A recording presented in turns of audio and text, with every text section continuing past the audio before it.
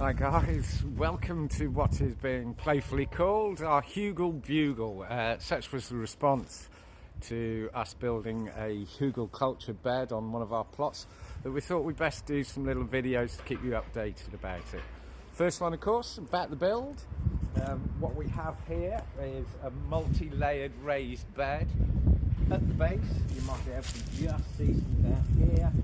We have some logs, they're good and deep. Just some logs we've had from fallen ley landi at the start of the project here. And those are laid out north to south at the base of this to about 45 centimetres tall. And we cover those just with a little bit of wood and to fill in the gaps and make sure it's a little sturdy.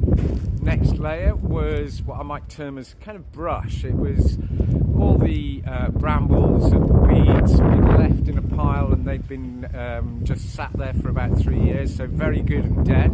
That was the next layer that went on. We've then been developing some wood chip compost, which we put quite a substantial layer on the top there.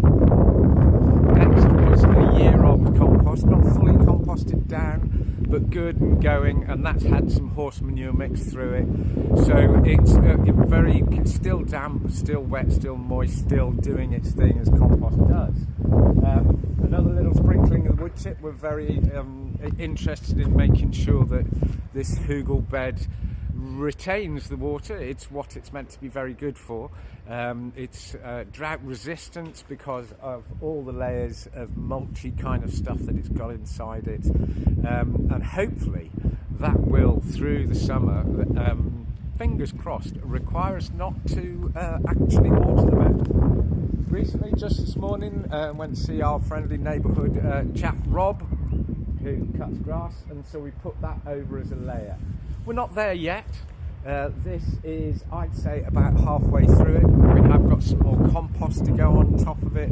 I'm sure a little bit more wood chip, as is our liking. And then some of the topsoil that you can see around there that we'll put up upside down to make sure that the grass doesn't come back. And then we have got some grade topsoil, of course, to go on there. Fingers crossed. With a little stamping down, we should be able to plant into this Hugelkultur bed immediately. Thinking about what we've got, you can see it's in full sun now. This morning there was a little shadow over the north side, so it's a good idea to get to know what your bed has to face throughout the year, so you know where you're going to plant your seedlings and or seeds. It will suffer both.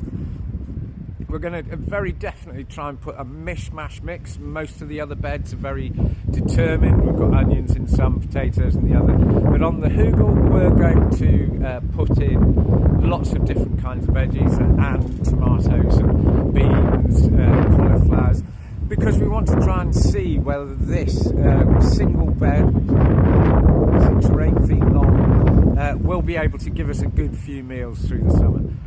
Excellent. Well, that was the very first of the Hugel Bugles. We'll keep you in touch about this and certainly show you when we're done and just about to plant some seeds.